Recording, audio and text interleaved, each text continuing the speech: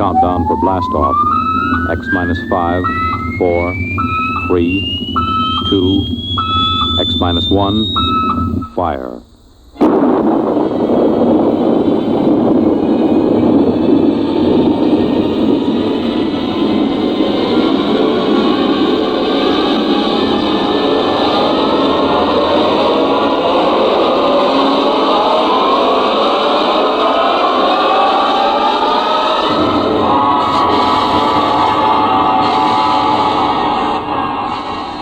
From the far horizons of the unknown come tales of new dimensions in time and space. These are stories of the future, adventures in which you'll live in a million, could be years, on 1,000 maybe worlds. The National Broadcasting Company, in cooperation with Galaxy Science Fiction Magazine, presents X minus 1.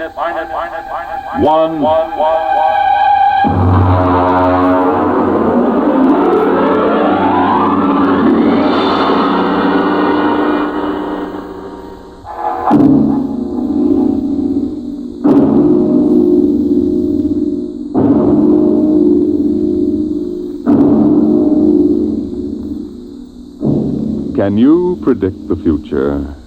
Can you tell what will come in 100 years?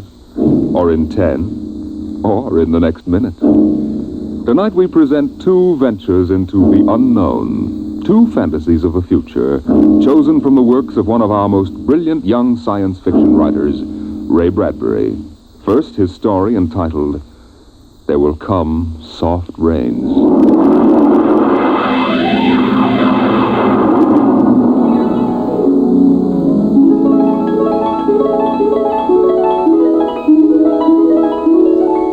The house was a good house, planned and built to be lived in the year 1980. The real estate agent had told them all about it. Now, this is the bedroom. Of course, it contains all the latest devices, self-warming blankets, and, there's a brand new feature. Beds, which make themselves. Now, if you just step this way through the library, we can see the latest in talking book recorders, self-building fireplace, self-cleaning robot dust disposal. Oh, these little mouse-like things come out of the wall and take away all the dirt. Now, over this way. As a complete robot kitchen, of course. Just set the menu for the week and the stove does the rest. Then there's the automatic hydroponic garden, self-sprinkling fire protection. See, the house is fully automatic. Well, you could go away for a year and it would run itself.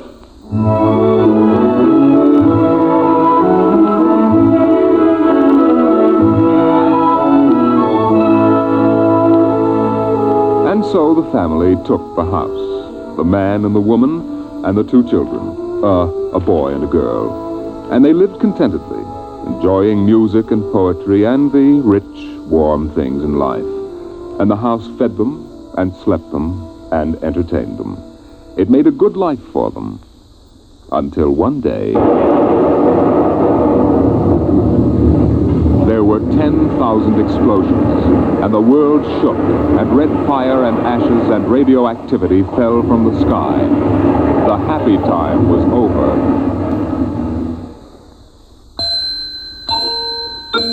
Tick-tock, 7 o'clock, time to rise, open your eyes. Tick-tock, 7 o'clock, time to rise, open your eyes. But the house lay empty. The clock talked to the empty morning. In the kitchen, the stove sighed and ejected from its warm interior 8 eggs, sunny side up, 12 bacon slices, 2 coffees, and 2 cups of hot cocoa. 7-9, breakfast time, come and dine. 7-9. Today is April 28th, 1985. Today, remember, is Mr. Featherstone's birthday. Insurance, gas, atom heat, and electricity bills are due. In the walls, relays clicked, memory tapes glided under electric eyes, recorded voices moved beneath steel meters. 8-1, run, run, off to school, off to work, run, run, tick-tock, 8 o'clock, 8 o'clock, But no doors slammed. No carpets took the quick tread of rubber heels. At 8:30, the eggs began to shrivel. An aluminum wedge scraped them into the sink. 9:15, time to clean. 9:15, time to clean. Out of the wall, hundreds of tiny mechanical mice darted. The rooms were acrawl with small cleaning animals, all rubber and metal. They sucked up the hidden dust and dirt and popped back into their burrows. At 10 o'clock, the sun came out from behind the rain. The house stood alone on a street where all the other houses were rubble and ashes. At night, the ruined town gave off a radioactive glow which could be seen for miles. At 10:15, the garden sprinkler filled the soft morning air with golden fountains. The water tinkled over the charred west side of the house, the side which had been facing the blast.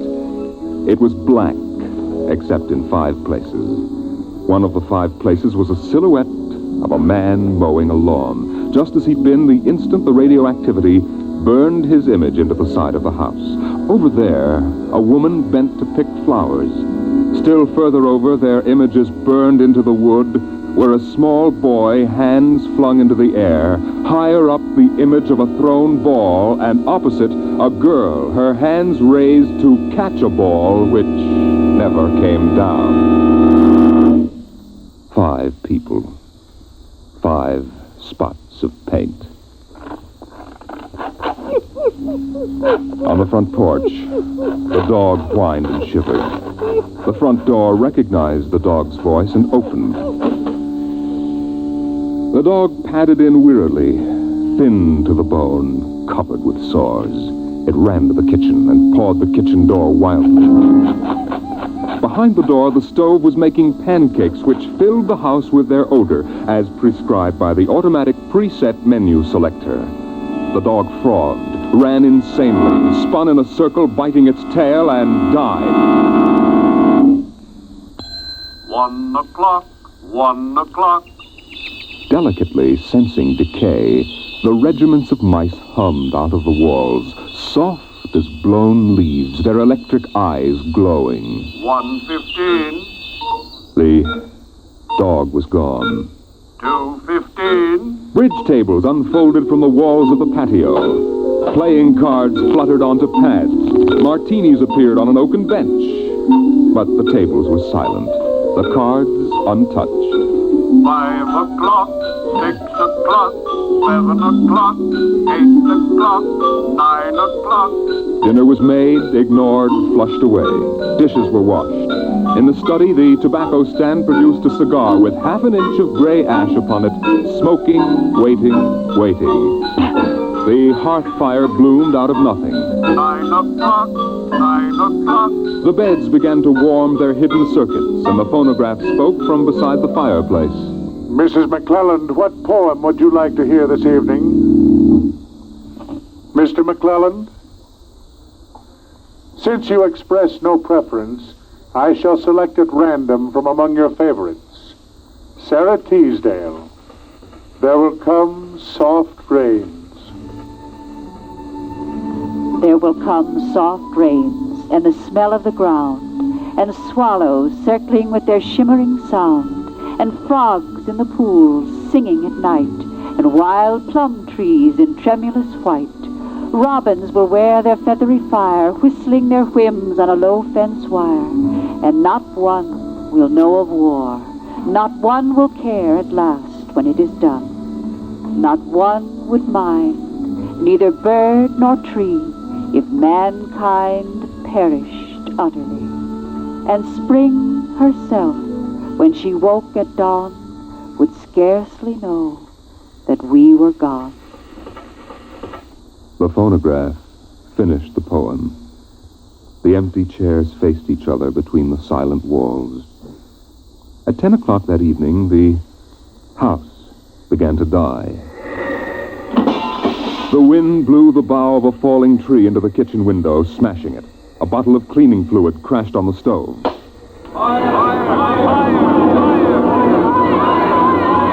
Water pumps shot down from the ceiling. but the solvent spread onto the doors, making fire as it went. Other voices in other rooms taking up the alarm. The windows broke with the heat, and the wind blew in to help the fire. The fire crackled upstairs at paintings, lay hungrily on the beds, devoured the rooms. The house began to shudder. The bared skeleton began to cringe in the heat. The wires revealed as if a surgeon had torn the skin off. Voices screamed in every room. Windows snapped open and shut like undecided mouths.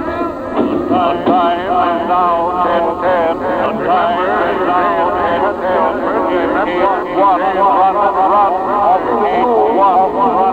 1,000 things were happening at once. Like the interior of a clock shop at midnight, all the clocks were striking, making a merry-go-round of squeaking, whispering, and rushing.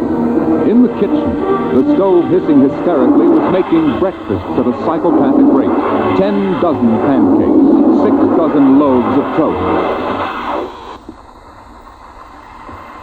Then, there was silence. The film spools were burned out. The wires withered and the circuits cracked. Then the house began to breathe its last. The beams began to give at the foundations. Long cracks appeared in the concrete. The seams were burst from the heat. And finally, with a huge rumble, it crashed into dust and rubble.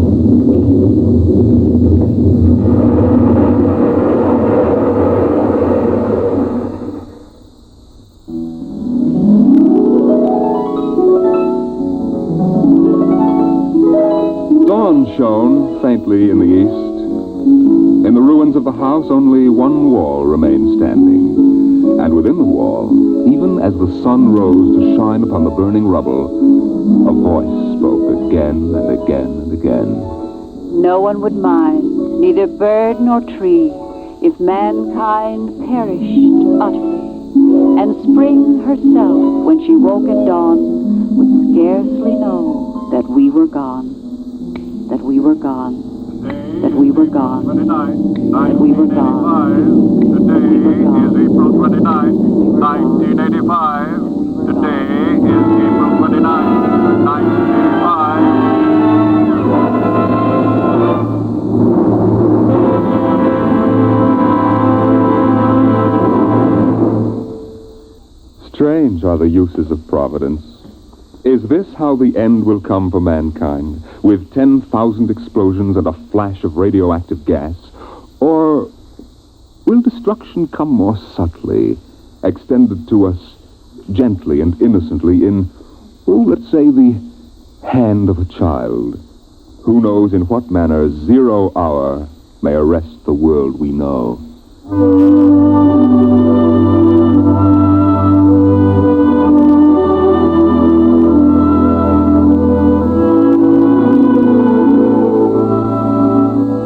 It was a perfect summer day in the year 1985. The streets were lined with green, peaceful trees. Businessmen sat in their quiet offices, taping their voices or watching televisors. Rockets hovered like darning needles in the blue sky. There was the universal quiet conceit and easiness of men accustomed to peace, quite certain that there would never be war or trouble again. There were no traitors among men, no unhappy ones, no disgruntled ones. The world was upon stable ground. Sunlight illumined the suburbs, and the town drowsed on a tide of warm, sunlit air. On the lawns, the children played, catapulting this way and that across the green grass, shouting at each other, holding hands, flying in circles, climbing trees and laughing. And in the homes, busy mothers prepared for the evening arrival of their husbands. Excuse me, Mom. Good heavens, Mick, what's all the excitement? We're playing a game, Mommy, the most exciting game ever. What are you doing in that cabinet? I need some tools from Daddy's kit. Your father may not like... Oh, I'll take good care of them, Mom, I promise. Very well. Don't you lose anything. Oh, thank you, Mom. You want a glass of milk? Can't stop now, Mom. What's the name of the game, Mink? Invasion! Invasion. What will they think of next?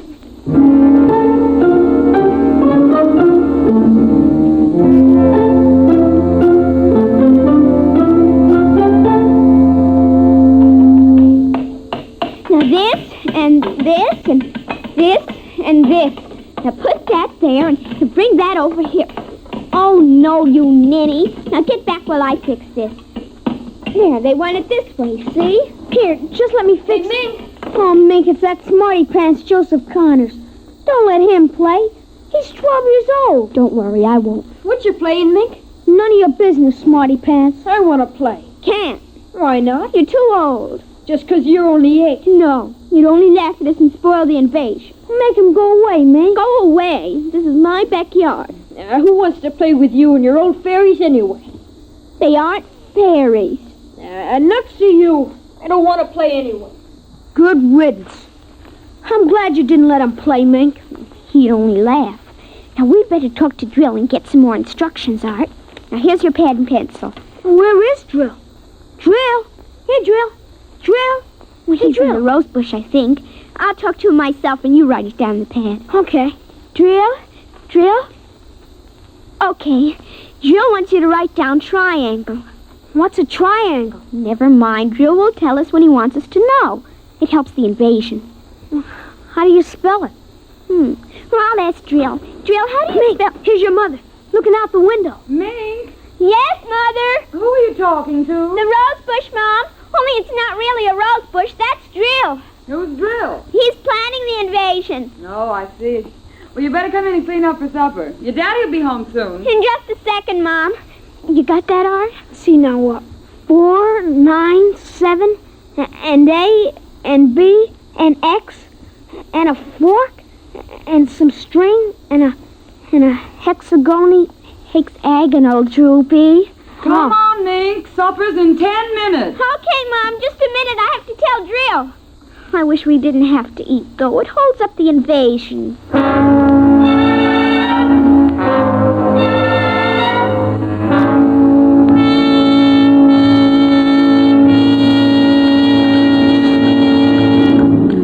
Mink, for heaven's sake, slow down. You'll choke on that soup. I can't, Mom. It's a matter of life and death. What's a matter of life and death? The invasion. What invasion is that? Oh, just some silly game the children have been playing. Well, whatever it is, Mink, it'll wait until you've finished your supper, I'm sure. I don't want any more. You've barely touched anything. Oh, but Drill is waiting for me, Daddy. Drill? Who's Drill? He lives in a rose bush in our backyard. Imagination, Henry. Such nonsense. I better run now. You'll sit through dessert, young lady.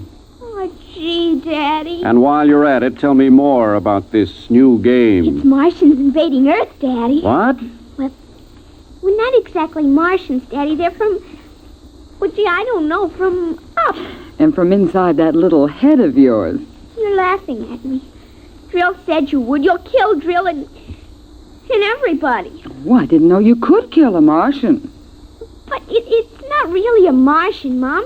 Maybe he's from Jupiter or Venus, even. Imagine. They couldn't figure out a way to attack the Earth. We are impregnable. Impregnable, dear. Well, that's the word Drill said, Well, anyway, that was the word, Mom, the same word. Anyway, so we're helping them. Now, who's helping who? Well, the kids are helping the Martians. Oh, fifth column, eh? Well, Drill says in order to make a good fight, you got to have a new way of surprising the people. That way you win. And he says also you got to have help from your enemy. Pretty slick, those Martians, using the kids for a fifth column, eh, Mary? And hiding under rose bushes, too, Henry. Don't forget that. Well, that's because grown-ups never look under rose bushes. Only kids. Oh, I see. Well, finish your fruit, darling. You can play for an hour afterward. Mary. Oh, it's so nice out, Henry, and there's no school tomorrow. Very well. Till 8 o'clock. Drill says after the invasion we can stay up as late as we want. No more bets, either. Oh, is that We so? can watch all the grown-up televisor shows. I don't wonder this invasion has caught on among the kids. Well, some of the kids are giving us trouble, like Dale Britz and Petey Jarrett. They're growing up, so they won't believe in the invasion. They make fun, worse than parents, even. I hate them worst. We'll kill them first. I hope you're saving your father and me for last. But Drill says you're dangerous. What? But I think they'll let me keep you because I'm helping so much. I'll talk to Drill. Maybe we won't have to kill you. Mary, I think this nonsense has gone far enough. Can I go out now, please? Well, run along, dear. Don't worry, Dad. I won't let them hurt you. Mary, I think the child's taking this game entirely too seriously. Invasion. Ah, Henry, you know how Mink is. Besides, all children have their aggressions. Better to get them out in the open, I suppose. Maybe you're right. I was wondering about bridge with the Jacksons tonight, Mary. All right. But, you look tired, dear. Why don't you sit in the relaxer for a while and get a massage? I'll sew for a while until it's time to... Oh, I wanted to call my sister Helen. Oh, good. Find out when her husband's going to return my golf clubs.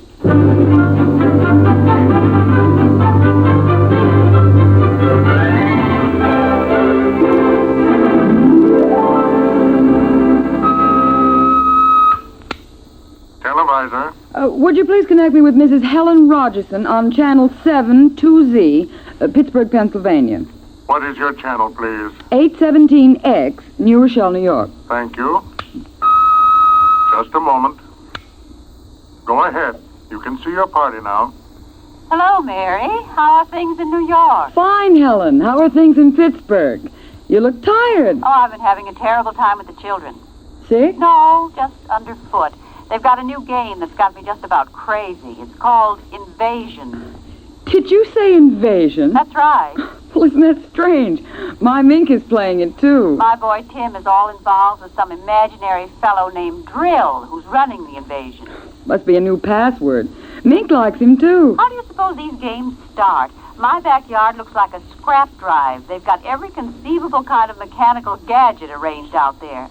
I talked to Josephine Schiller in Boston, and she says her kids are wild about it, too. It's sweeping the country. Remember when it was the Roomba? Please, dear, I'm not that old. Mommy! Oh, please, Minky, I'm on the televisor.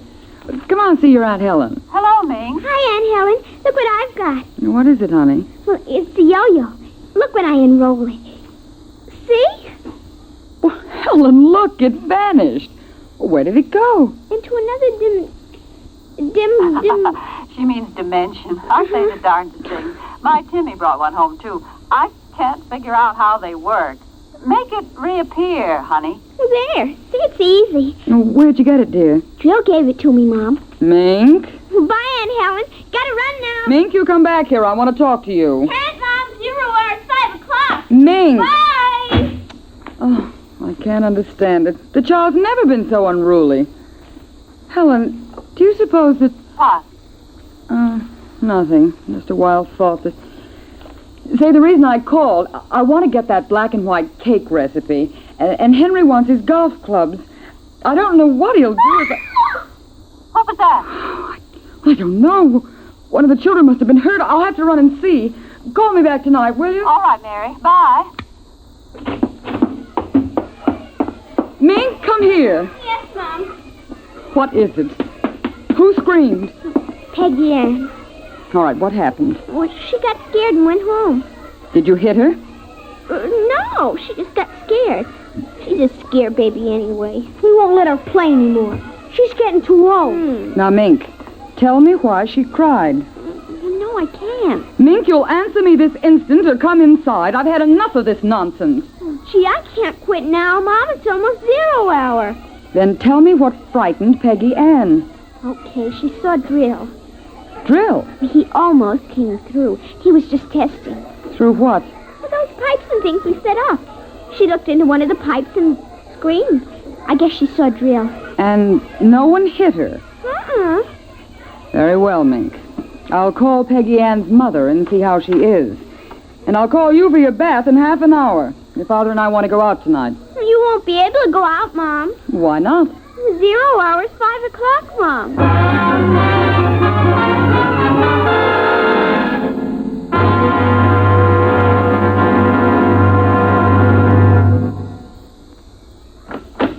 Hello, dear. Oh, you home already, Henry? Yes, I thought I'd relax a little before we went to theater.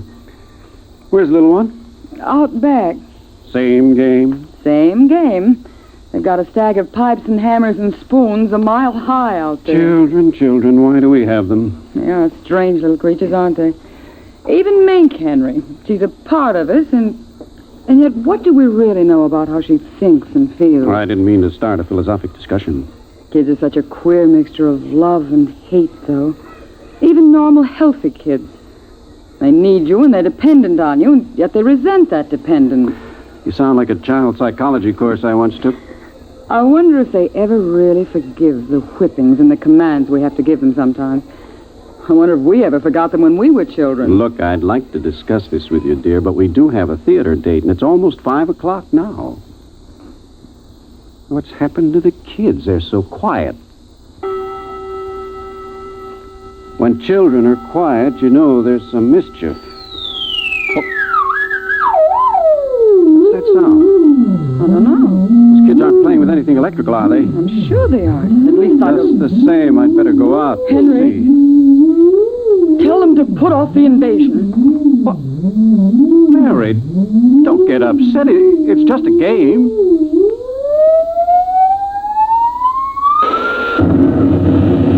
Good Lord, what's that? Look out the window, Mary. What is it? Where are the children? Mary, why are you shaking? What did you see? Henry, quick. Up to the attic. They aren't in the attic. Yes, the attic. Quick. Mary, come back here. Mary!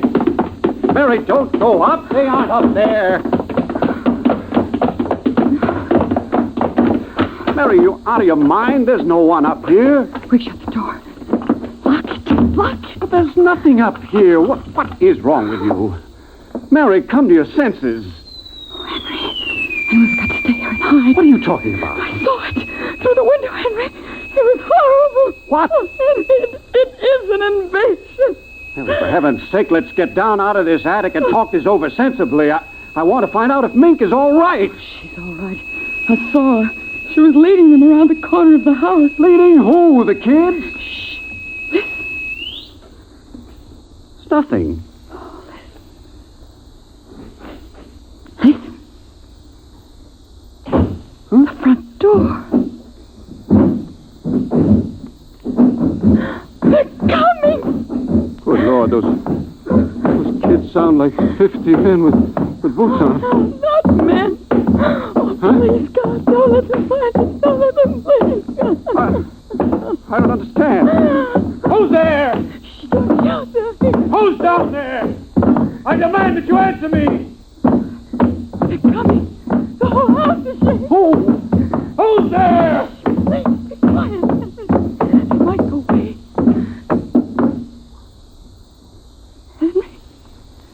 Henry. Mom? Dad? Are you in the attic? Henry, listen. It's Mink. Mink. We've got to save her. Henry, you don't understand. She's leading them. What? She's leading them. She's on their side. Oh, please, God, forgive them. The children on their side? Oh, she told us, but we wouldn't believe her. Henry, they're coming out! Mom? Dad, we know you're in there. Well, I guess you better melt the lock, Drill. Henry, the lock! It's melting! The door! Oh, dear God! Mom? Dad? Oh, I see you now. Peekaboo!